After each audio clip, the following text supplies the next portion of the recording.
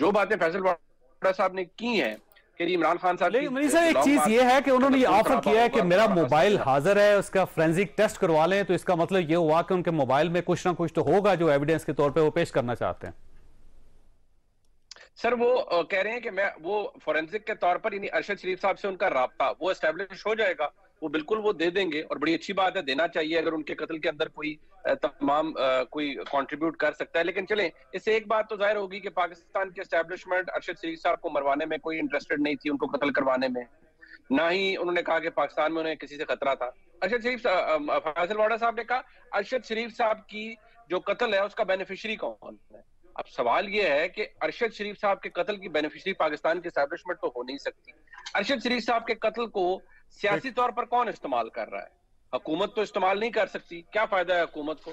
अरशद शरीफ साहब को अकेले जर्नलिस्ट तो थे नहीं कि जो हुकूमत पर या शरीफ फैमिली पर तनकीद कर रहे थे, बाकी भी करते हैं। क्या अरशद शरीफ साहब वाहिद जर्नलिस्ट थे पाकिस्तान में जो इस पूरे बयानिए और साजिश की थ्योरी पर वो कहते थे कि नहीं ये रजीम चेंज हुआ है और एक साजिश के तहत हुआ है और पाकिस्तान की एस्टैब्लिशमेंट ने करवाया है, फैसिलिटेट किया है? और भी बहुत से सहाफी हैं जो इस बात पर आज भी बिलीव करते हैं और इमरान खान साहब के बयानिए को तकदीर बख्शते हैं।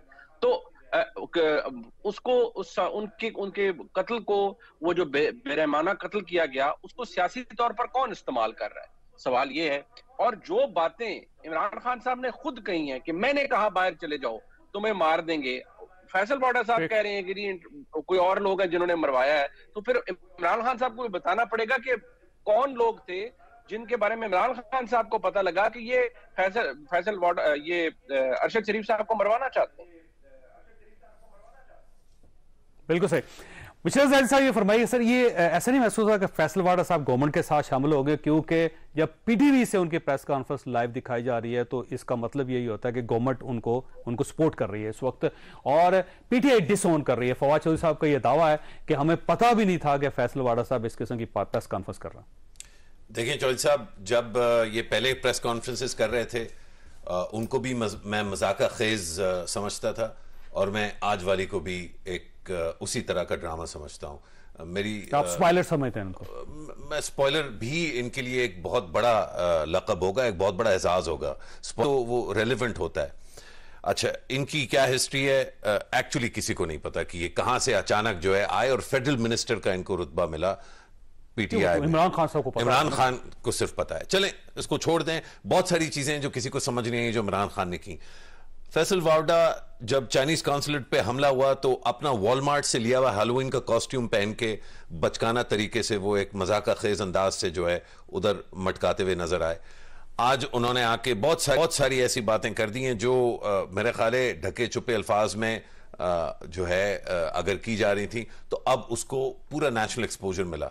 किसी दिन ये इंक्वायरी भी होनी चाहिए कि ये फैसला कौन करता है कि पीटीवी पे लाइव किसने जाना है किसने नहीं जाना। इसमें कोई इतनी बड़ी मिस्ट्री भी नहीं है, बहुत आसानी से गवर्नमेंट फैसला करती है। मैं आपको बता दूं, गवर्नमेंट ने एक पीटीआई के फॉर्मर मिनिस्टर को ये प्लेटफॉर्म देने का फैसला कैसे किया और क्यों किया, इस पे भी सवालिया निशान बनते हैं।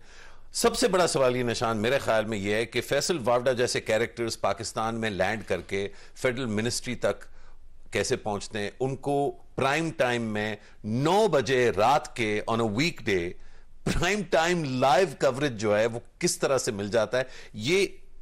ये सवालात पूछने के लिए एक आजाद माहौल इस मुल्क में चाहिए होगा, जो हमारे पास नहीं। अब देखिए, जो फैसल वाडा साहब की जो नीयत है हम उसको एक साइड पे रखते हैं, जो फैक्ट्स पे जो जिस पे वो जिक्र कर रहे हैं। नहीं, मैंने उनकी नीयत पे सवाल नहीं, उनकी नीयत बहुत पाक होगी सवाल, लेकिन वो क्या है वो आपके सामने ही है और वो व्यूअर्स के सामने भी। सवाल ये है कि अब फैसल वाडा साहब ने ये कह दिया है कि जो लॉन्ग मार्च है इसके अंदर खून भी होगा, लाशें भी गिरेंगे, और साथ उन्होंने सवाल उठा दिया अरशद शरीफ साहब पे कि इनको गाड़ी के अंदर से मारा गया है और यहां से साजिश हुई है, इनको डरा धमका के यहां से मुल्क से बाहर भेजा गया था, फिर इनको किसी शख्स के पास रखा गया था।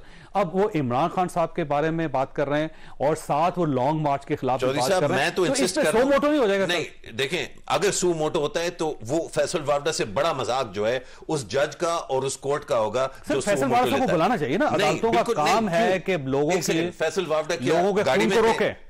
क्या फोरेंसिक साइंस में माहिर हैं फैसल वाडा? क्या पुलिस में उन्होंने कभी काम किया है? क्या इन्वेस्टिगेशन उन्होंने कभी की है? क्या वो किसी तरह के साइंटिस्ट हैं? क्या उन्होंने स्मिथ एंड वेसन कंपनी में काम किया है? पीओएफ ऑर्डिनेंस वाह फैक्ट्री में उन्होंने काम किया है, कोई गन इजाद की है, कोई फिजिक्स की इक्वेशन निकाली है, पैराबोला का जो या प्रोजेक्टाइल का जो मोशन होता है, ये किस तरह से क्वालिफाइड है इस पे बयान देने का कि उस गाड़ी में क्या हुआ?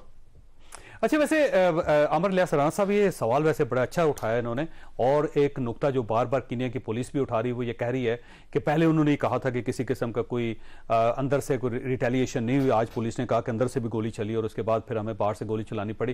पहले वो कह रहे थे पत्थर रखे थे, रोका था, नहीं रोके थे, और उसके बाद उन्होंने कहा। अब स्टोरीज वहां पर भी तब्दील हो रही हैं। अब वहां की बदलती हुई स्टोरीज और पाकिस्तान की जो बदलती हुई स्टोरीज हैं, इससे आप क्या ताना बाना बुन सकते हैं? आपका क्या ख्याल है कि ये कत्ल जो है